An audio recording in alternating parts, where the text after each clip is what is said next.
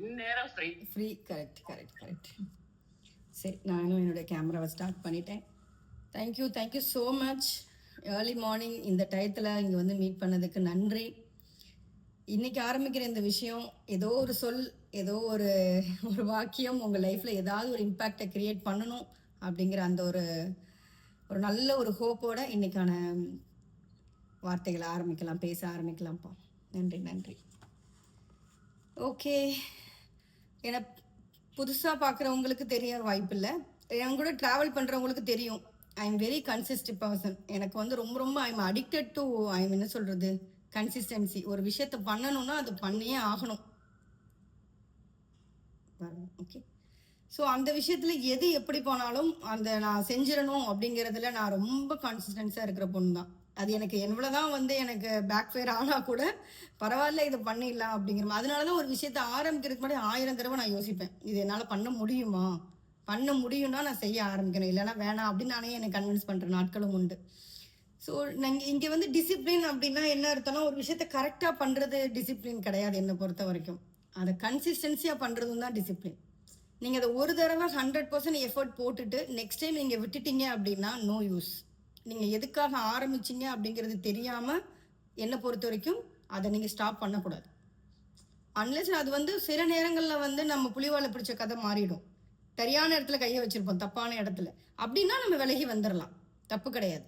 ஆனால் சரியான வேலையை தான் செய்கிறீங்க, ஆனால் உங்கள் சோம்பேறித்தனமும் இல்லை நம்மளுடைய கன்சிஸ்டன்சி இல்லாதனால நமக்கு ஒரு விஷயம் கிடைக்கல அப்படின்னு உணர்ந்துட்டீங்க அப்படின்னா கண்டிப்பாக அங்கே ஒரு இடத்துல ஸ்டாப் பண்ணி நான் ஏன் இதை ஆரம்பித்தேன்னு நீங்கள் நினைங்க. கண்டிப்பாக ஏதோ ஒரு காரணத்துக்காக தான் ஒரு விஷயத்த ஆரம்பிச்சிருப்போம். அது வேலையாக இருக்கலாம், ஒரு ஜிம்முக்கு போகிறதா இருக்கலாம், இல்லை ஏதோ ஒரு காரணம், ஒரு பணம் சம்பாதிக்கிறதா இருக்கலாம், புத்தகம் படிக்கிறதா இருக்கலாம், ஒன்றும் இல்லைன்னா இந்த மாதிரி பாட்காஸ்ட் கேட்குறதா இருக்கலாம். ஏதோ ஒன்று எதுக்காக நம்ம பண்ணிகிட்டு இருக்கோங்கிற பர்பஸை வந்து நீங்கள் உங்கள் பிரெயினுக்கு நீங்கள் கொடுத்துட்டிங்கன்னா அது உங்கள் கூட கன்சிஸ்டன்சியாக போகும். எனக்கு கேள்வி ஞானம் ஜாஸ்தி. எனக்கு புத்தகம் படிக்கிறது பிடிக்கும்னாலுமே அதுக்கான வாய்ப்பு கொஞ்சம் கம்மி தான் எனக்கு. பட் கேள்வி எனக்கு கேட்குறதுக்கு ரொம்ப பிடிக்கும். எந்த விதமான ஸ்பீச்சாக இருந்தாலும் பரவாயில்ல, டெய்லி ஒரு மினிமம் 2 hours வந்து நான் கேட்க தான் செய்வேன்.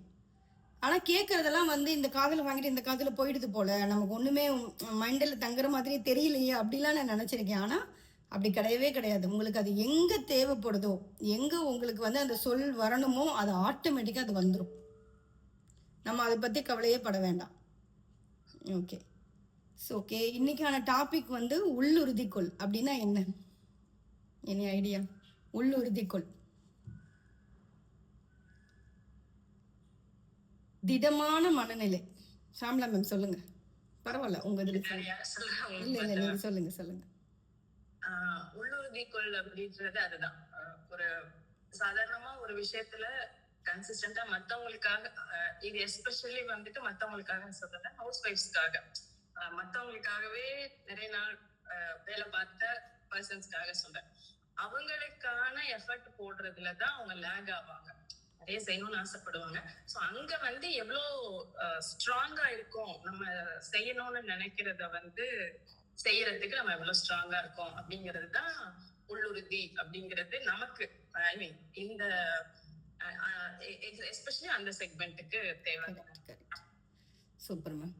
அதுதான், நம்ம பெண்ணாதான் இந்த உடல் எடுத்திருக்கோம், இந்த உடல்ல நம்ம பெண்ணா வாழ்ந்துதான் ஆகணும். அதுக்கான கமிட்மெண்ட்டை செஞ்சுட்டு தான் உன்னுடைய கனவா இருக்கட்டும், உன் கடமையா இருக்கட்டும், உனக்கான வாழ்க்கை எல்லாத்தையுமே நம்ம யோசிக்க முடியும்.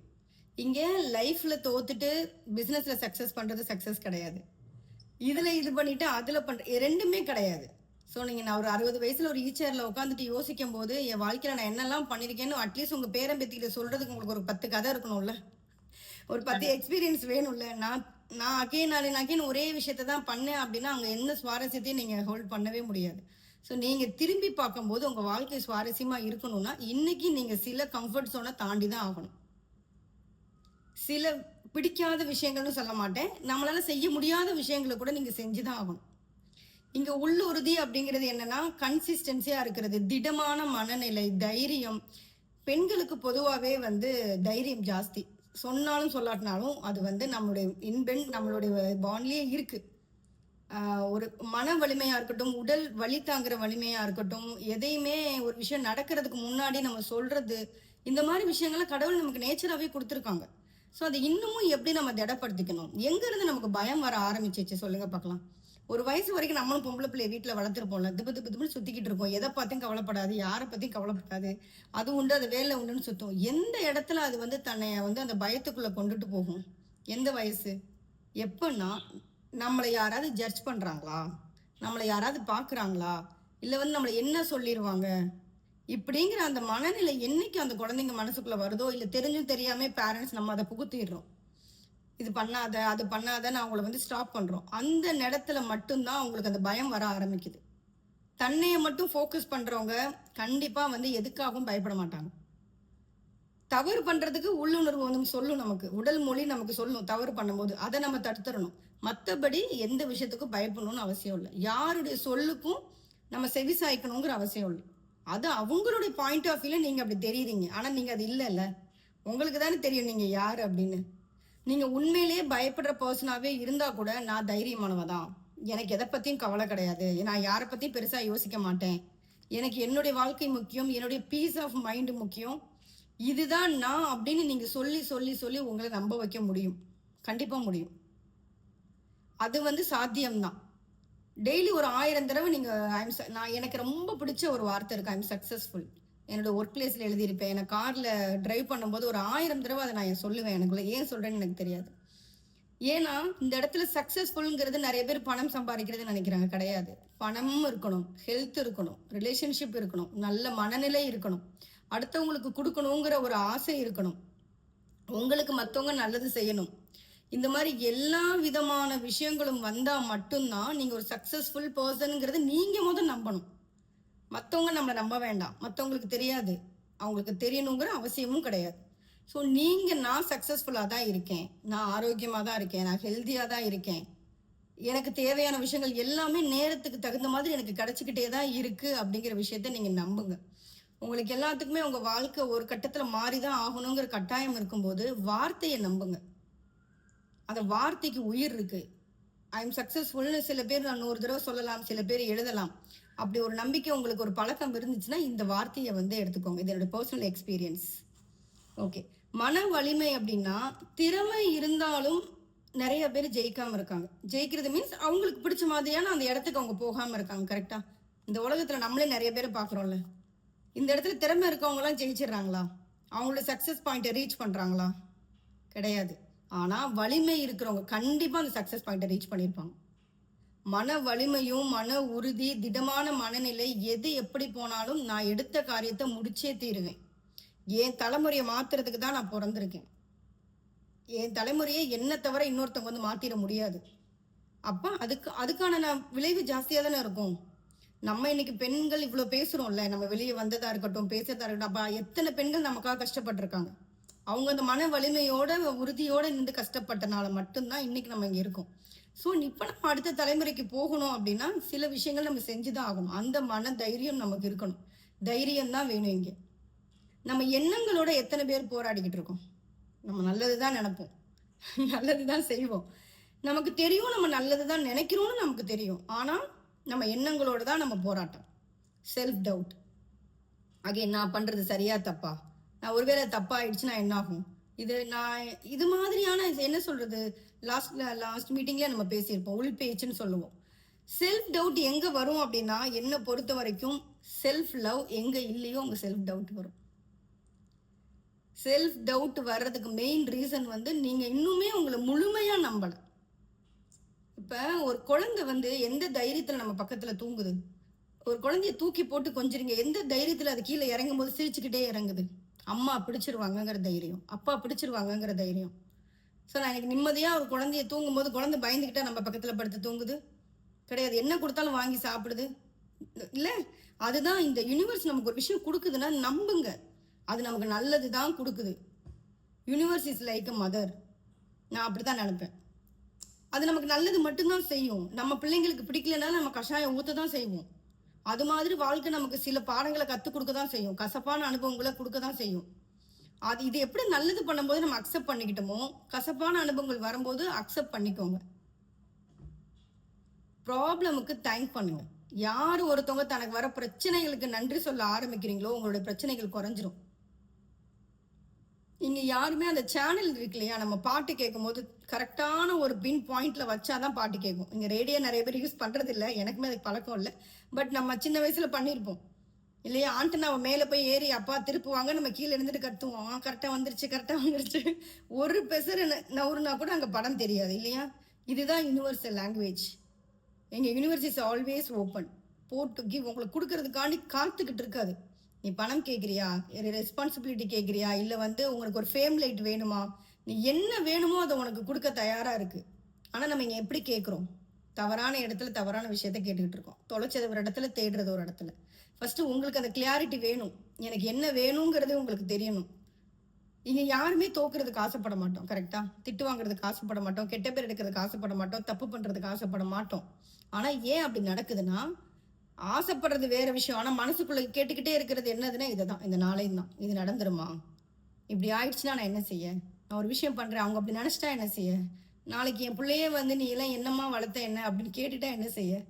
இல்லை, கேள்விகளுக்கு பயப்படுறோம்ல எல்லாருமே. அதுதான் இங்கே பிரச்சனை. வேண்டாம், எப்பவுமே நம்ம பண்ணுற விஷயம் சரின்னு தோணுச்சுன்னா துணிஞ்சு செய்யுங்க. யார் என்ன நினச்சா நமக்கு என்ன, யார் வந்து நமக்கு சோறுபட போகிறது கிடையாது. நமக்கான விஷயங்களை நம்ம மட்டும்தான் பார்த்துக்க போகிறோம், கடைசி வரைக்கும் நம்ம மட்டும்தான் பார்த்துக்க போகிறோம். ஸோ தைரியமாக இருங்க, மன வலிமையாக இருங்க அப்படின்னு சொல்கிறது ஈஸியாக ஒரு 2 வார்த்தையில் சொல்லிட்டு போயிடலாம். தன்னம்பிக்கையாக இருங்க, இதெல்லாம் வார்த்தைக்கு கேட்குறதுக்கு நல்லா இருக்குது இல்லை. ஆனால் அவங்கவுங்க சூழ்நிலையில் அந்த இடத்துல நின்று பார்க்கும்போது இந்த பெயின் இஸ் ஸோ டிஃப்ரெண்ட். சொல்லுவாங்களா, தலைவலியும் காய்ச்சலும் தனக்கு வந்தால் தான் தெரியும். தலைவலி வராத வரைக்கும் ஒரு பர்சனுக்கு வந்து எனக்கு தலைவலிக்கு அப்படின்னா கேட்டுட்டு போயிடுவாங்க. ஒரு தலைவலியில் கஷ்டப்படுறவங்களுக்கு தான் தெரியும், ஐயோ அவங்க அவ்வளோ கஷ்டப்படுறாங்க போல, அதனால தான் இன்னைக்கு இவ்வளோ டென்ஷன் ஆகியிருக்காங்க. அந்த பெயினை ஃபீல் பண்ண முடியும், கரெக்டாக. ஒரு விஷயத்துக்கு வந்து ஈஸியாக நம்ம வந்து சொல்லிடலாம், இது பண்ணுங்க அது பண்ணுங்கன்னு. ஆனால் ரியலாகவே நான் உணர்ந்தனால நான் அனுபவத்தில் சொல்கிறேன். நிறைய விஷயங்களை கேட்டு படித்து நிறைய விஷயங்களை நான் சொல்லி அது நிறைய பேத்துக்கு நடந்திருக்கு. எதிர்மறை எண்ணங்கள், அந்த பேச்சில் கூட நான் நேர்மறை தான் சொல்லணும்னு நினைப்பேன். பாசிட்டிவ் தான், இங்கே நெகட்டிவ் ரெண்டுமே இருக்குது. கடவுள் எவ்வளோ உண்மையோ அதே மாதிரி இன்னொரு சக்தியுங்கிறது இருக்கிறது உண்மை. நீங்கள் இது மட்டும்தான் உண்மை, இது பொய்ன்னு நீங்கள் சொல்ல முடியாது. பாசிட்டிவும் இருக்கணும், நெகட்டிவும் இருக்கணும் தான். முடிஞ்ச அளவுக்கு சொல்லால் செயலால் பாசிட்டிவாக யோசிக்கிறதுக்கு ட்ரை பண்ணுங்கள். அது மாதிரி தன்னம்பிக்கை பயிற்சின்னு சொல்லுவேன் நான். தன்னம்பிக்கை பயிற்சி அதுவாக உங்களுக்கு கிடைக்குமா, கிடைக்காது. அப்போ நீங்கள் என்ன பண்ணணும், அதுக்கு பயிற்சி எடுக்கணும். நீங்கள் பர்பஸாகவே நீங்கள் வந்து தன்னம்பிக்கை, ஆமாம் நான் தைரியமானவ தான், உங்களை நீங்களே அந்த கம்ஃபர்ட் ஜோனை விட்டு ஒரு இடத்துல கொண்டு போய் நீங்களே போட்டுக்கணும். நான் என் டீச்சர்ஸ் கிட்ட, ஃப்ரெண்ட்ஸ் கிட்ட சொல்லுவேன், ஃபர்ஸ்ட் எஸ் சொல்லுங்க, அதுக்கப்புறம் அதை எப்படி பண்ணுறதுன்னு யோசிங்க. லைஃப்பில் நோ சொல்லாதீங்க, முடிஞ்ச அளவுக்கு உங்களுக்கு வர்ற வாய்ப்புகளுக்கு நோ சொல்லாதீங்க. உங்களுக்குள்ள ஒரு தாட்ஸ் வருதா, இது ஏன் நான் இப்படி நினைக்கிறேன் அப்படின்னு யோசிங்க. அந்த தாட்ஸ் மேபி உங்களை அடுத்த லெவலுக்கு கூட்டிகிட்டு போகிறதுக்காக இருக்கலாம். ஒரு தாட்ஸ் வரும்போது அந்த தாட்ஸுக்கு நோ சொல்லவே சொல்லாதீங்க. நான்லாம் இப்படி யோசிக்கக்கூடாது, எனக்குலாம் இது நடக்கவே நடக்காது, நான் எப்படி இதை யோசிக்கலாம். ஒரு எக்ஸாம்பிள் வந்து ஒரு கார் வாங்கணும்னு உங்களுக்கு ஒரு சின்ன எண்ணம் வருதுன்னு வச்சுக்கோங்களேன். நான் எப்படி அதெல்லாம் பண்ண முடியும், நான்லாம் அதுக்கெலாம் வாய்ப்பே கிடையாது, ஐயோ சென்னையிலையா கார் ஓட்டுறதா, சத்தியமாக பாசிபிளே கிடையாது, அது நான்லாம் கேட்டால் வாங்கிலாம் தரமாட்டாங்க, இப்படி நினைக்காதீங்க. ஒரு வீடு வாங்கணும்னு எண்ணம் வருதா, இல்லை யார் கூடயாவது பேசணுங்கிற எண்ணம் வருதா, ஏன் அது எனக்கு வந்துச்சுன்னு ஃபர்ஸ்ட் யோசிங்க. இங்கே வந்து எந்த எண்ணங்களும் சரி சும்மாலாம் வராது, அதுக்கு பின்னாடி ஒரு காரணம் இருக்கும். மேபி அது நீங்கள் ஃபியூச்சரில் அடைய போகிற விஷயமா கூட இருக்கலாம்ல. அதனால ஒரு தாட்ஸ், அப்போ நீங்கள் அலர்ட்டாக இருந்தால் மட்டும்தான் உங்கள் தாட்ஸை நீங்கள் கவனிக்க முடியும். நீங்கள் அலர்ட்டாக இல்லை அப்படின்னா 10ஓட 11 அது அப்படியே கடந்து போயிட்டே தான் இருக்கும். ஸோ உங்களுக்கு என்ன வேணும், உங்களுக்கு நீங்கள் யார், உங்களுக்கு என்ன வேணும், எது இருந்தால் நான் சந்தோஷமாக இருப்பேன், இந்த மாதிரி எல்லா விஷயங்களும் நீங்கள் ப்ராப்பராக பர்டிகுலராக தெரிஞ்சுக்கிட்டீங்க அப்படின்னா அது ரிலேட்டடான மனுஷங்க கூட தான் நீங்கள் பழகுவீங்க, அது ரிலேட்டடான மனுஷங்களை தான் நீங்கள் பார்ப்பீங்க. ஒன்றும் இல்லை, ஒரு வீடியோ இன்ஸ்டாவில் வருதுன்னா கூட நீங்கள் நினச்ச வீடியோ தான் அங்கே வரும். ஏன்னா இங்கே அதுதானே உங்கள் கூட பக்கத்தில் இருக்குது. சம்மந்தமே இல்லாமல் அந்த ஃப்ரெண்டு கால் பண்ணி பேசுவாங்க, அவங்களாம் நம்மகிட்ட பேசியிருக்கே மாட்டாங்க. ஏன் இன்னைக்கு நான் நினச்சேன்டி நான், அவங்ககிட்ட இருந்து ஏதாவது ஒரு விஷயம் நமக்கு நடக்கும். இல்லை நம்ம அவங்களுக்கு கால் பண்ணி பேசியிருப்போம், அவங்க ஒரு மாதிரி நல்ல சூழ்நிலையில் இல்லாமல் இருந்திருப்பாங்க, நம்ம பேசுகிறம்போது அவங்களுக்கு அது கிடைக்கும். இந்த மாதிரிலாம் எனக்கு பர்சனலாக நடந்திருக்கு. ஸோ நீங்கள் தாட்ஃபுல்லாக இருக்கிறது ரொம்ப ரொம்ப முக்கியம். எனக்கு ரொம்ப ரொம்ப பிடிச்ச குரல், தெய்வத்தால் ஆகாதெனினும் முயற்சி தன் மெய்வருத்த கூலி தரும். எல்லாருக்கும் அந்த குரல் ரொம்ப பரிச்சயம் தான் இல்லை. கடவுளே கொடுக்கக்கூடாதுன்னு நினைக்கிற விஷயத்த கூட உன் முயற்சியும் உன் உடலால் நீ வந்து அதை கஷ்டப்பட்டு செய்யும் போது அது நடந்துருங்கிறாங்க. இப்ப கடவுளுக்கு மீறி ஒரு சக்தி இருக்குங்கிறத அவரே சொல்லிட்டு போகும்போது ஏன் நம்ம செய்ய அதை தயங்குறோம்? எதுக்காக நம்ம அதை செய்ய தயங்குறோம்? என்ன காரணம்? ஏன் நான் ஆரம்பிச்சேன்? ஏன் பாதியில விட்டுட்டேன்? மெட்டர்னிட்டி லீவுன்னு ஒரு பிரேக் எடுத்துடுறோம். அதுக்கப்புறம் திருப்பி போறதுக்கு முடியல இல்லையா? காரணங்கள் எல்லாருக்கும் உண்டு. பிளென்டி ஆஃப் ரீசன்ஸ் நம்ம கிட்ட இருக்கு. ஒரு விஷயத்த செய்யாம இருக்கிறதுக்கு ஆயிரம் காரணங்கள் இருக்கு நம்ம கிட்ட.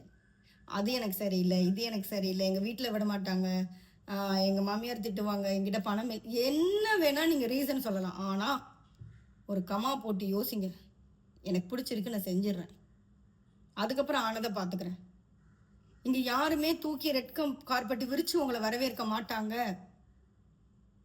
அவங்க என்னப்பா, அவங்களுக்கு என்ன, அவங்க லக்கி, உங்களுக்கு கேட்டதெல்லாம் கிடைக்கும். இந்த உலகத்துல அப்படி யாராவது இருக்காங்களா? எனக்கு தெரியல. இங்க லக்குங்கிற விஷயம் உண்மை, நான் நம்புறேன், நான் இல்லைன்னு சொல்லலை. பட் உங்களுடைய ஹார்ட் ஒர்க், உங்க கன்சிஸ்டன்சி, உங்க லக் எல்லாம் ஒரு நேர் கோட்ல வரும்போது மட்டும்தான் அந்த ஆரோ வந்து கரெக்டா சக்சஸை போய் டச் பண்ணும். நான் இந்த பக்கம் பார்ப்பேன், ஆரோ அந்த பக்கம் வச்சிருப்பேன், என்னோட குறி அங்க இருந்துச்சுன்னா எப்படி அதை போய் டச் பண்ணும்? வாய்ப்பே கிடையாது. இங்க லக்குங்கிற விஷயம் எல்லாத்துக்கும் இருக்கு. நேரம் சரியில்லை, எனக்கெல்லாம் லக்கே இல்லை அப்படின்னு சொல்லி அது மேல பழி போட்டுட்டு நம்ம என்ன பண்ணிடக்கூடாது, நம்மளோட கனவுகளை சுருக்கிக்க கூடாது. நம்ம என்ன சொல்லுவேன்னா, பெருசா நம்ம லாஸ்ட் கிளாஸ்ல பெருசா ஆசைப்பட்டுருவோம்.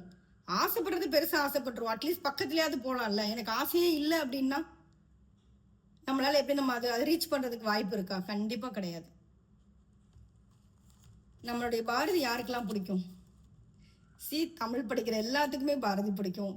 ஸோ நம்ம எல்லாருக்குமே ரொம்ப ரொம்ப பிடிக்கும் இல்லையா? அச்சம் இல்லைன்னு சொல்றதா இருக்கட்டும், எண்ணிய முடிதல் வேண்டும், நல்லவே எண்ணல் வேண்டும், திண்ணிய நெஞ்சம் வேண்டும், தெளிந்த நல்லறிவு வேண்டும். இவரை விட நம்ம ஏதாவது ஒரு விஷயத்த மனுஷன் யாராவது சொல்லிட்டு போக முடியுமா? சொல்லுங்க பார்ப்போம். பெண்களுக்காண்டவே பிறந்த மனுஷன் அவர் அப்படின்னு நான் நினைப்பேன். வள்ளுவரா இருக்கட்டும், பாரதியா இருக்கட்டும், இதெல்லாம் படிக்காம நம்ம அடுத்த கட்டத்துக்குலாம் நம்ம வாழ்க்கையை எடுத்துட்டு போறது சாத்தியமே கிடையாது. என்னது திண்ணிய நெஞ்சம் வேணும் அப்படின்னா, எதுக்கும் கலங்காத, தைரியமா உன் நெஞ்ச வச்சுக்கோ, அவ்வளவுதான். மனசு வந்து அப்படி இருக்கணும். நான் சொல்லுவேன், நம்மளுடைய மனசு வந்து வால் மாதிரி இருக்கணும் அப்படின்னு சொல்லுவேன். நல்ல ஒரு என்ன சொல்றது, காங்கிரீட் வால் மாதிரி இருக்கணும், நம்ம வச்சுக்கணும்.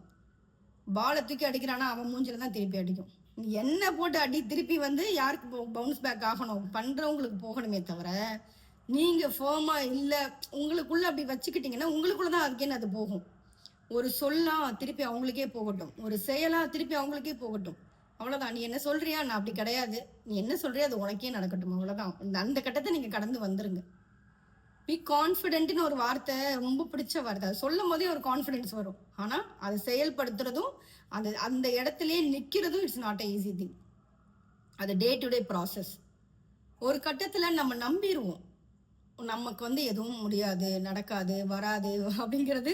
சூழ்நிலைகள் நம்மளை திருப்பி திருப்பி அடிக்கும் போது நம்ம நம்பிடுவோம் இல்லையா? நம்ம அன்லக்கி பர்சனா அப்படிங்கிற மாதிரியான ஒரு மனநிலைக்குள்ள நம்ம போகிறதுக்கு வாய்ப்பு அதிகம். ஆனா அதெல்லாம் உடைக்கணும், உடைச்சுதான் வந்து ஆகணும். இங்க யாருமே ஜெயிச்சவங்க கதை, நீங்க நிறைய பாட்காஸ்ட் நீங்க கேட்டிருக்கலாம். பெண்கள் வந்து ஜெயிச்ச கதையில யாரையாவது நான் நைட்டோட நைட்டா நான் ஜெயிச்சு வந்துட்டேன், நான் நினைச்சதெல்லாம் நடந்துருச்சு அப்படின்னு யாராவது காமிங்க பார்க்கலாம். கிடையாது. தன்னுடைய வாழ்க்கையவே அவங்க வந்து இதுக்காக சாக்ரிஃபைஸ் பண்ணவங்க நிறைய பேர் இருக்காங்க. இங்கெல்லாம் பெண்கள் படிக்க போனதே பெரிய விஷயம். நமக்கெல்லாம் அது வந்து ஈஸியா கிடைச்சிருச்சு. இப்ப நம்ம அடுத்த தலைமுறைக்கு நம்ம எண்ணத்தை கொடுக்கணும், நம்ம நல்ல எண்ணத்தை கொடுக்கணும். அவ்வளவுதான். எதை நீங்க கொடுக்க போறீங்க? ஒரு பெண் பிள்ளையோ ஆண் பிள்ளையோ எதை நம்ம கொடுக்க போறோம்? நகையா, பணமா, வீடா, சொத்தா? இப்ப நம்ம அம்மா அப்பாலாம் அந்த ஒரு 20 வயசு ஆனா போதும், இவ்வளவு நகையை போட்டு நல்ல மனுஷனுக்கு கட்டி கொடுத்துருந்தாங்க. அவங்க லைஃப் டைம் அவங்களுடைய அச்சீவ்மெண்ட்டாவே அதை தான் வச்சிருந்தாங்க. கரெக்டா? 20 வயசு ஆனா நல்ல நகை சேர்த்து வச்சிருப்பாங்க, அந்த வேலையில அவங்க பேக்ரவுண்ட்ல பண்ணிட்டே இருப்பாங்க, ஆளை பார்ப்பாங்க, கல்யாணம் நல்ல பையன் வந்தா கொடுத்துருவாங்க, அவ்வளவுதான். ஆனா நம்ம இப்ப அப்படி நினைக்கிறோமா? நம்ம வயசுல அப்படி யாராவது நம்ம அப்படி நினைக்க முடியுமா? இப்ப நமக்கு அது தேவை கிடையாது. நமக்கு இப்ப என்ன தேவை? அந்த குழந்தைக்கு நல்ல படிப்பு, அதை தவிர இந்த சொசைட்டில வாழ்றதுக்கான கான்பிடன்ஸை கொடுக்கணும். அந்த தைரியம் எங்க இருந்து வரும்? நீங்க தைரியமா இல்லாத ஒரு இடத்துல இருந்து அவன் பெண்ணுக்கு மட்டும் எப்படி தைரியம் வரும்? நீங்க அந்த மாரல் நம்ம எப்படி கொடுக்க முடியும்? நம்மளை பார்த்துதான் அவங்க கொடுக்க முடியும், நம்மளை பார்த்துதான் அவங்க வளருவாங்க. நம்ம அந்த சொல்லுவாங்கல்ல, ஜென்ரேஷனா சில விஷயத்தை நம்ம ஹோல்ட் பண்ணிக்கிட்டே வரோம். அது என்ன பண்றோம்? தெரிஞ்சும் தெரியாம நம்ம பிள்ளைங்களுக்கு நம்ம அதை கடத்துறதுக்கு பாக்குறோம். அந்த இடத்துல ஸ்டாப் பண்ணுங்க, பிரேக் பண்ணுங்க. இல்ல நானே ஒரு 40 வயசுல ஒரு விஷயத்த லேர்ன் பண்றேன்னா என் பொண்ணு அது 20 வயசுல லேர்ன் பண்ணட்டுமே, என்ன தப்பு? அவளுக்கு பிடிச்ச விஷயத்த அவள் செய்யட்டும். இதுக்காக 4 பேர்த்துக்கிட்ட போராடணுமா? பரவாயில்ல.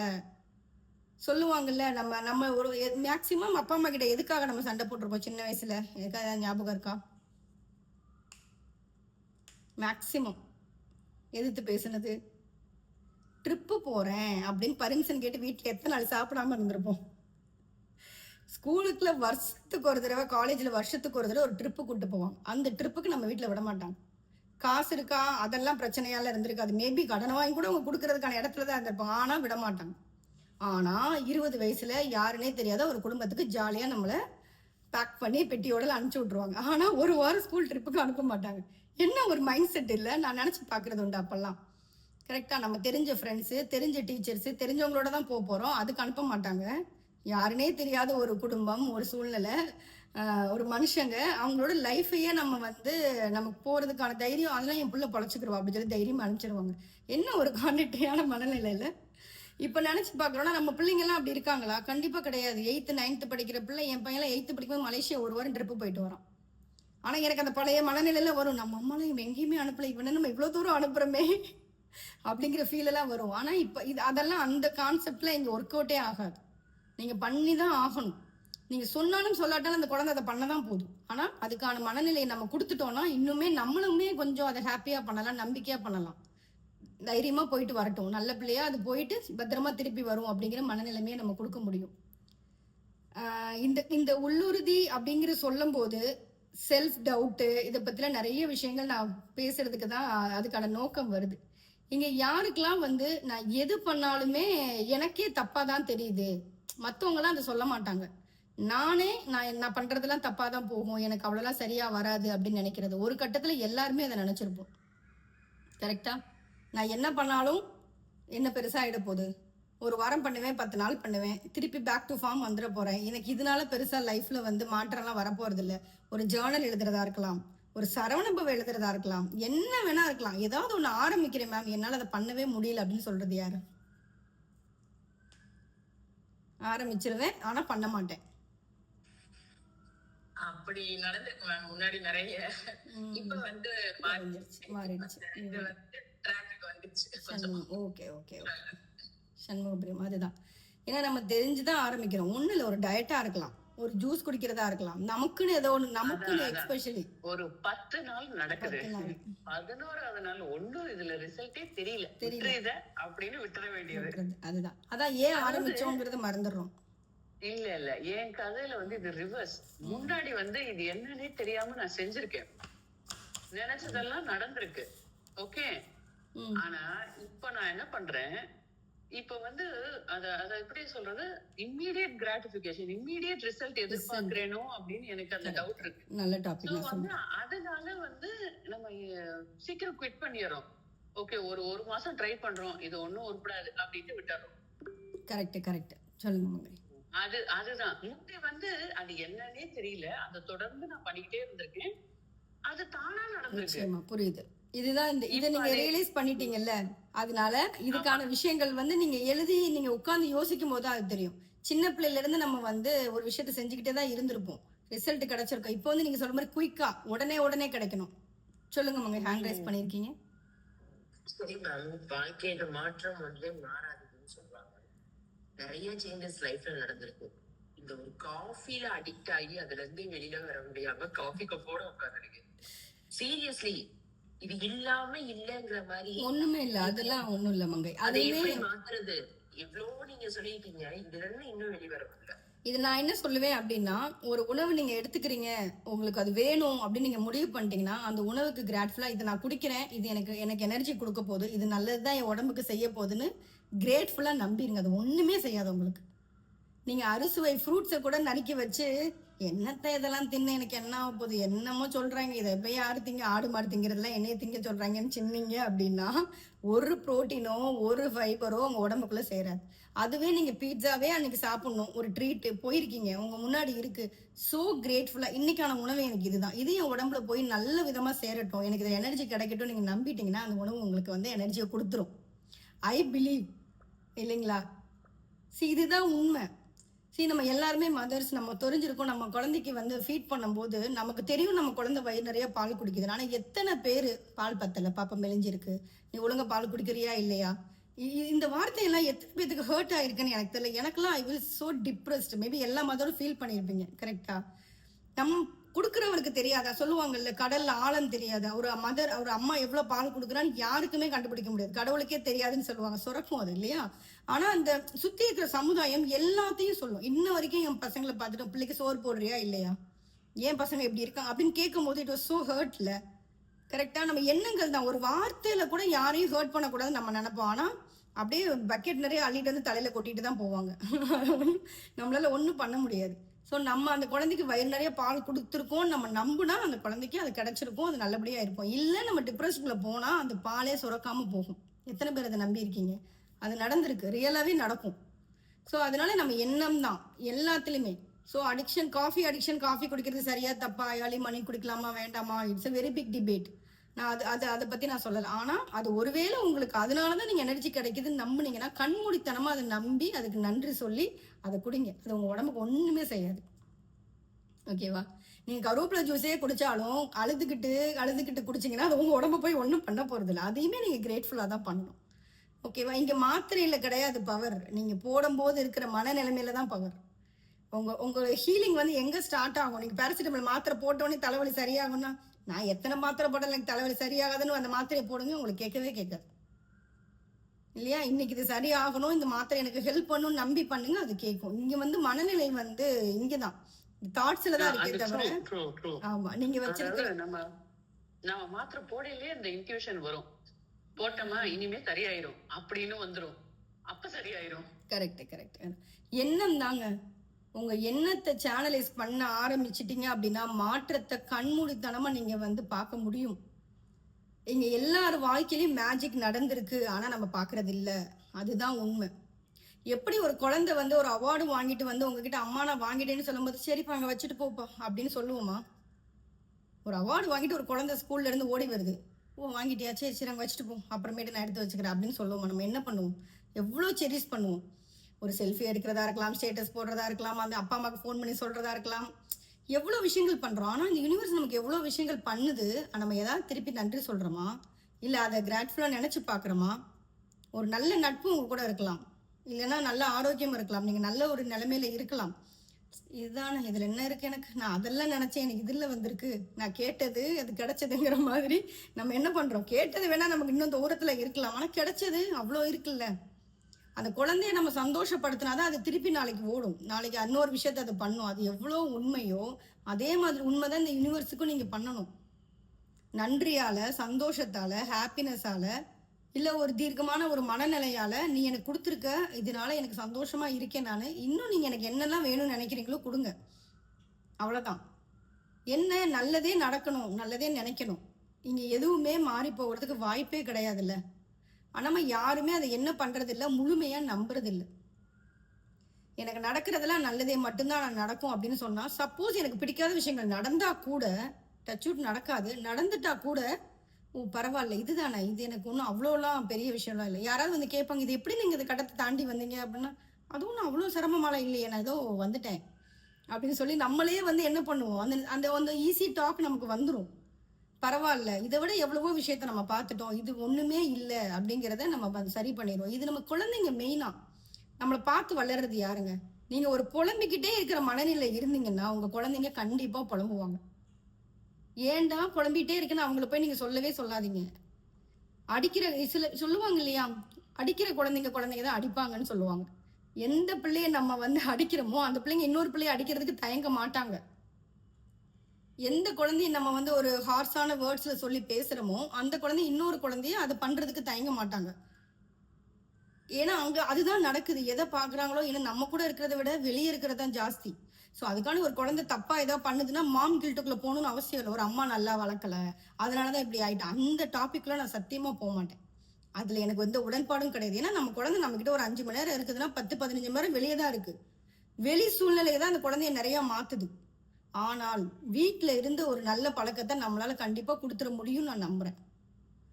நம்மள பேசுற பிள்ளைங்க கிட்ட பரவாயில்ல இது இப்படிதான் பேசும்னு பெருமையா பேச வேண்டாம். சொல்லுவோம்ல, என் பையன் அப்படிதான் நல்லா எடுத்தறிஞ்சு பேசுவான், சிரிச்சுக்கிட்டே சொல்லுவாங்க. அப்படிலாம் நம்ம வந்து அதை ஏற்றி பேசணுங்கிற அவசியமும் கிடையாது. ஏன்னா இன்னைக்கு நம்ம பேசின வாயி என்ன பண்ணும், இன்னொருத்தவங்களை பேசும்போது நம்மளை பேசுறதுக்கு ரொம்ப நாள் ஆகாது அப்படின்னு நம்ம நம்பணும். அதுதான் உண்மை. இன்னொருத்தவங்களை ஹர்ட் பண்றதுக்கு இந்த குழந்தை தயங்காது அப்படின்னு நம்ம வந்து அந்த இடத்துல சுதாரிக்கணும். ஒரு சொல்லால, ஒரு செயலால, ஒரு செய்கையால யாரையும் காயப்படுத்தாத ஒரு ஜென்ரேஷன் நம்ம வளர்த்தா போதும். என்னை பொறுத்த வரைக்கும் நம்ம அடுத்த கட்டத்துக்கு போயிட்டோம்னு அர்த்தம். இப்பெல்லாம் ஈஸியா சொல்லிடுறாங்கல்ல, வார்த்தையுடைய ஆழம் அவங்களுக்கு தெரியறது இல்லை, ஈஸியா ஒரு வார்த்தையை விட்டுறாங்க. ஸோ அந்த மாதிரி இல்லாம சொல்ல அடக்கம் ரொம்ப ரொம்ப முக்கியம் அப்படிங்கிறத அவங்களுக்கு நம்ம சொல்லித்தரணும். இதுல வந்து நான் உள்ளுறுதிங்கிற டாபிக்ல பேசும்போது எனக்கு மெயினா எஸ்பெஷலி ஃபார் மங்கை வந்து ஒரு டாபிக் என்ன ஷேர் பண்ண சொன்னாங்க. ஃபார் எக்ஸாம்பிள், இந்த கழுகுடைய வாழ்க்கையை பத்தி பேசாம இந்த டாபிக் என்னால் ஃபினிஷ் பண்ண முடியாது. ஸோ இங்கே எத்தனை பேர் இதுக்கப்புறம் போய் நீங்கள் கூகுள் சர்ச் பண்ணி பாருங்க, ராஜாளின்னு சொல்றதா இருக்கட்டும், பறவைகளுக்கே ராஜான்னு சொல்றது கழுகு இல்லையா, ஈகிள் இல்லை. ஈகிளை பத்தி நிறைய பேர் லைஃப்ல நிறைய லெசன் நமக்கு சொல்லி கொடுக்குது. அதை வந்து என்ன பண்ணுமா, மழை பெஞ்சிட்டு இருந்தா கூட மற்ற பறவைகள்லாம் ஐயோ மழை பெய்யுதே நான் எப்படி பறப்பேன்னு சொல்லி ஓரமா உட்காந்த சமயத்துல கூட மேகத்துக்கு மேல தன்னைய வந்து பறக்க வச்சு போகுமா.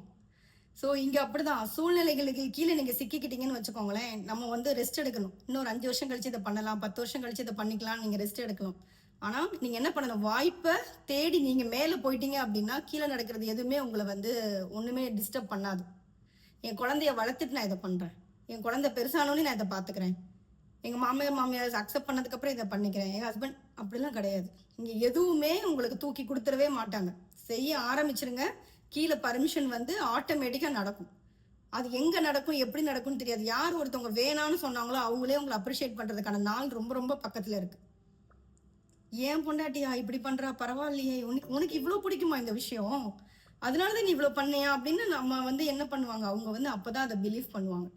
ஸோ இந்த கழுகு என்ன பண்ணுமா, தன்னுடைய ஒரு 60-70 வயசு வரைக்கும் வாழணுங்கிற அந்த நோக்கம் இருக்கிற அந்த கழுகு என்ன பண்ணும், ஒரு 40 வயசுலயே வந்து தன்னைய வந்து சோர்வாயிடும் இல்லையா, அதோடைய அழகா இருக்கட்டும், அதோடைய விரல்கள் எல்லாமே ரொம்ப சோர்வானதுக்கு அப்புறம் வாழ்க்கையே ஒரு முடிய போகுதுங்கிற சமயத்துல கூட தன்னைய தனிமைப்படுத்திக்கிட்டு அவ்வளோ வலி மிகுந்த அந்த வேலையை பண்ணுமா, தன்னுடைய அழகை உடச்சுக்கிறோமா, தன்னுடைய விரல்கள்லாம் இழிச்சு போட்டு தன்னுடைய சிறகுகள் எல்லாம் பிச்சு போட்டுட்டு உயிர் போற அந்த வலியையும் தாங்கி சாப்பிடாம செய்யாம ஒரு ஓரத்துல இருந்து தன்னை புதுசா எல்லாமே முளைக்க வச்சு வருமாமா. இந்த கதையை நான் படிக்கும் போது ஐ வாஸ் சோ அப்படி இருந்தது கேட்கறதுக்கு. Hi ma'am, hi hi hi. எனக்கு அந்த கதையை வந்து கேட்கும்போது நம்ம ஏன் அப்படி இருக்கக்கூடாது, அப்ப நம்மளும் அப்படிதானே, நமக்கு எவ்வளோ கஷ்டங்கள் வந்தாலும் எவ்வளோ சோகங்கள் வந்தாலும் தன்னைய வந்து காயப்படுத்திக்கிட்டாவது நம்ம வந்து அடுத்த நிலைமைக்கு போறதுக்கு தான் பெண்கள் யோசிப்போம். ஸோ உள்ளுறுதி அப்படிங்கிறது ஒரு பறவை கிட்ட இருந்து நம்ம கத்துக்கலாம். அவ்வளோ உயிர் போல வலியை கூட அதை தாங்கிக்கிட்டு தன்னுடைய அழகு முளைக்கிற வரைக்கும், அதுக்கப்புறம் இன்னும் அது 40 வருஷம் புதுமையா இருக்கும், புதுசா பிறந்த மாதிரி கணக்கு அதுக்கு. ஸோ அன்னைக்கு அந்த வலியை அதை தாங்கினால மட்டும்தான் இன்னும் 40 வருஷம் அதால வாழ முடியுமா. ஸோ ஒரு கழுகு கிட்ட இருந்து நம்ம கத்துக்காத பாடமே இல்லை. ஸோ ரொம்ப ரொம்ப பெரிய விஷயம் அது. இப்போ நமக்குமே சில வலிகள் வரலாம், உடல் வலியா இருக்கலாம், மன வலியா இருக்கலாம், எதுவா வேணா இருக்கலாம். ஆனா அதை தாங்கிக்கிறதுக்கான சக்தி பை நேச்சராகவே நம்ம எல்லாருக்குமே இருக்கு. அதை நம்ம உணரணும். ஃபர்ஸ்ட் வள்ளுவனும் சொல்லியாச்சு, பாரதியும் சொல்லியாச்சு, பறவையும் சொல்லியாச்சு, யார் வந்து சொல்லணும் இல்லையா. ஸோ பிலீவ் பண்ணுங்க, உங்களுக்கு பேடா நடக்கும்போது இது இப்படிதான் நான் இதோட நின்ற போறேன் அப்படின்னு தயவு செஞ்சு நம்பாதீங்க. நீங்க நம்பிட்டீங்க அப்படின்னா அது அங்கேயே நின்றும், அவ்வளவுதான். நம்ம நம்பாத வரைக்கும் நம்மளை யாராலுமே ஸ்டாப் பண்ணவே முடியாது. ஏதாவது டவுட் இருக்கா? இன்னொரு விஷயம், நம்ம உடல்ல சொல்றோம்ல, நமக்கு கை கால் எல்லாமே இருந்துமே நமக்கு வந்து சில நேரங்கள்ல எனக்கு வலிக்குது, எனக்கு முடியல, டயர்டா இருக்கு, நம்ம பல வேலை செய்யாம இருக்கோம். எத்தனை பேர் வந்து இப்ப பிறவிலேயே சில விஷயங்கள் இல்லை அப்படின்னா அவங்க அதை செய்யறது வந்து அவங்க பழகியிருப்பாங்க. ஆனா பாதியில இல்லையா, ஒரு ஆக்சிடென்ட்க்கு அப்புறம் ஏதோ ஒரு விஷயத்துக்கு அப்புறம் ஒரு கையவோ காலவோ இழந்துட்டு அவங்க ஒரு விஷயத்த சாதிக்கிறதுங்கிறதுக்கு அவங்க எவ்வளோ ஒரு மன வலிமையே அவங்க வந்திருக்கணும், அடைஞ்சிருக்கணும். ஃபார் எக்ஸாம்பிள், நம்மளுடைய சுதா சந்திரன் அவங்க டான்ஸர்லாம் இருக்காங்க இல்லையா, அவங்களாம் ஆடுறதுக்குன்னே பிறந்தவங்க இல்லையா. ஆனால் ஒரு கட்டத்தில் அவங்களுக்கு அந்த கால் போனதுக்கு அப்புறம் கூட யாருமே செயற்கை கால் வச்சு நடக்க கூட முடியாது அப்படின்னு சொன்ன இடத்துல செயற்கை கால் பொருத்தி அந்த மனுஷி ஆடியே காமிச்சிருக்காங்க. எப்படி இது சாத்தியமாகும்? அப்ப நமக்கெல்லாம் இருக்கிறத விட அவங்களுக்கு எத்தனை மடங்கு, எத்தனை 1000 மடங்கு அவங்க தனக்குள்ள மன உறுதியை வச்சிருப்பாங்க. இன்னொரு வந்து அருணிமா சின்ஹா பத்தி நீங்க கேள்விப்பட்டிருப்பீங்க, நிறைய ஸ்டேஜ்ல நிறைய ஸ்பீக்கர்ஸ் வச்சு பேசியிருக்காங்க. அந்த பெண் ரயில் பயணத்துல போலீஸ் வேலைக்கு போய் சேர போற நேரம் அது. ஒரு ஆக்சிடென்ட், 2 மனிதர்களால கீழே தள்ளிவிடப்பட்டாங்க. ரயில்ல இருந்து தள்ளிவிடப்பட்டு 2 காலையும் இழந்துடுறாங்க. எப்படி தன் வாழ்க்கையில நம்ம போலீஸ் ஆகணுங்கிறது மட்டும்தான் அவங்களுடைய நோக்கமா இருந்த ஒரு பொண்ணுக்கு ஒரு நாள் நைட்டு வாழ்க்கையே புரட்டி போட்டுருச்சு. அதுக்கப்புறம் அந்த பொண்ணு தன்னுடைய வேலையை வந்து செய்யறதுக்கு கூட இன்னொருத்தவங்களுக்கு ஹெல்ப் பண்ற நிலைமையில இருக்கு. அந்த நிலைமையிலையும் செயற்கைக்கால் பொருத்தி எவரெஸ்ட்ல போய் டச் பண்ணிட்டு வந்திருக்காங்க. எவரெஸ்டை தொட்ட மாற்றுத்திறனாளி பெண்ணுன்னு சொல்லி இது யோசிச்சு பாக்குறதுக்கே நமக்கு எவ்வளோ கஷ்டமா இருக்கு, எவ்வளோ கஷ்டமா இருக்கு இல்ல? அப்படி ஒரு விஷயம்லாம் நடக்குமா? ஆனா இது பெண்ணால மட்டும்தான் முடியும். ஆண்கள் பண்றாங்க, நான் இல்லைன்னு சொல்லலை. பட் நம்ம எல்லாத்தையும் தாண்டி இந்த இடத்துக்கு வர்றதுங்கிறது ரொம்ப ரொம்ப பெரிய விஷயம். ஒரு கையில் காலில் இது இத்தனை இருந்துமே அவங்க தன்னைய வந்து தன்னை என்ன சொல்றது, அடுத்தவங்களுக்கு கிட்ட காமிச்சுக்கணும்னு இல்லை, ஒரு தனி நிலைமையா நிக்கிறாங்கல்ல. அப்ப நம்மெல்லாம் வந்து கடவுள் எல்லாமே நமக்கு கொடுத்துருக்காரு. எல்லாமே கேட்டதுக்கு மேல இங்க நம்ம கிட்ட இருக்கு. ஆனா நம்ம இல்லைங்கிற மனநிலை மட்டும்தான் நம்ம கிட்ட இப்ப பிரச்சனையா இருக்கு. ஓகேவா? அவங்களுக்கு இருக்கிற மனநிலைமையில நம்ம கொஞ்சம் பாதி அட்லீஸ்ட் ஒரு 15% இருந்தா கூட டே டு டே லைஃப் பிரச்சனைகளை நம்ம தாண்டிட்டு போயிட்டே இருக்கலாம் இல்லையா? செல்ஃப் டவுட் படாதீங்க. இன்னொன்று, நல்லா இல்லை, எனக்கு இது செட் ஆகாது, எனக்கு இது வராது, யாராவது ஏதாவது சொல்லிடுவாங்க, இந்த மாதிரி தாட்ஸ் இருந்ததுன்னா தயவு செஞ்சு தூக்கி போடுங்க. யாருக்குமே யாரை பற்றி நினைக்கிறதுக்கு நேரம் இல்லைங்க. அவங்களுக்கு அவங்க பாடே ரொம்ப பெரிய பாடு இல்லையா? இங்கே யாராவது அப்படி அவ்வளோ நல்லவங்க யாராவது இருக்காங்களா? சத்தியமாக கிடையாது. நல்லது நினைக்கிறதுக்கு நம்ம நல்லா இருந்தால் கண்டிப்பாக நல்ல மனுஷங்க நம்மளை சுற்றி இருப்பாங்களா? இல்லைன்னு சொல்ல மாட்டேன். நமக்கு கெட்டது நினைக்கிறதுக்குலாம் அப்படி நினைக்கிறதுக்கு யாருக்கும் இங்கே டைம் இல்லை.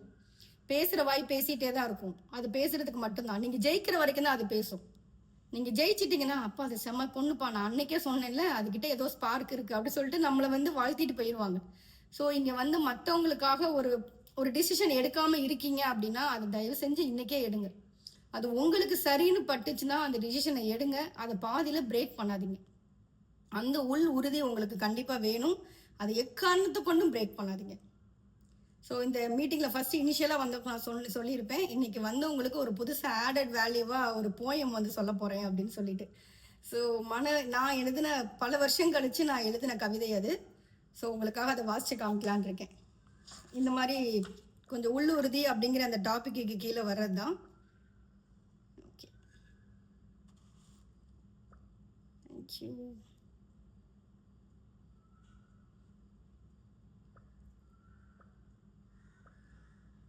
இதில் சேவ் பண்ணேன். ஓகே, பெண்களுக்காக எக்ஸ்பெஷலி நான் எழுதின கவிதை. பெண்ணே, மனம் என்னும் மாய உலகில் மாட்டிக்கொள்ளாது. சரிக்கும் தவறுக்கும் இடையில் சண்டையிடாது. நீ கடந்து வந்த பாதை கடந்த காலமே. கடந்து போ உன் கனவுக்காக. திரும்பி பார்க்காதே, திமிராய் இருந்துவிடு. கவலைப்படாதே, கர்வமாய் இருந்துவிடு. அழுது புலம்பாதே, அறிவு கொண்டு யோசி. சகித்து வந்து வாழாதே, சாதித்து விடு.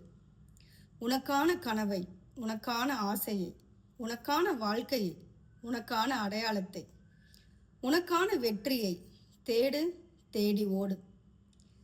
உனக்காக நீ வாழ்ந்து பார், உலகமே சிறியதாகும். உண்மை புரியும், உன் கனவுக்காகவாது வாழ்ந்துவிடு. நீ அற்புதம் செய்ய பிறந்தவள், மாற்றம் செய்ய பிறந்தவள், தடைகள் தாண்ட பிறந்தவள், தனித்துவமானவள். உன் கனவை கண்ணீரில் எழுதாதே, கரைந்துவிடும். கற்பனையில் உருகாதே, கலைந்துவிடும். காலம் வரும் வரை காத்திருக்காதே, நீயே உன் அடையாளம். நீ நீயாக வாழ்வதும் நீ உனக்காக வாழ்வதும் அவ்வளவு சுலபம் இல்லை பெண்ணே. ஆனாலும் ஆசைப்படு, அடையாளம் தேடு. அனுபவத்தில் சொல்கிறேன், பிரபஞ்ச சக்தி பெரியது. இது ரீசெண்டாக நான் எழுதின கவிதை. எனக்கு வந்து நிறையா தாட்ஸ் வந்துட்டே தான் இருக்கும். அது அப்பப்போ எழுதி வைப்பேன். அது மொத்தமாக கோர்வையாக சேர்த்து இதை நான் எழுதியிருக்கேன். ஸோ இங்கே வந்து கனவு, அடையாளம், தேங்க்யூமா, கனவாக இருக்கட்டும், நமக்கான ஒரு ஐடென்டிட்டி கிரியேட் பண்ணுறதா இருக்கட்டும், இது எல்லாமே வந்து அவ்வளோ பெரிய கஷ்டமான விஷயம்லாம் கிடையாது. ஆனால் அதை நீங்கள் சஸ்டெயின் பண்ணி கொண்டுட்டு போகிறதும், கன்சிஸ்டன்சியாக அதில் நீங்கள் வேலை பார்க்குறதும், அதுதான் இங்கே பெரிய விஷயம். ஓகேங்களா? ஸோ இது உங்களுக்கான ஒரு விஷயமா இருந்தால் கண்டிப்பாக அது உங்கள்கிட்ட தான் இருக்கும்.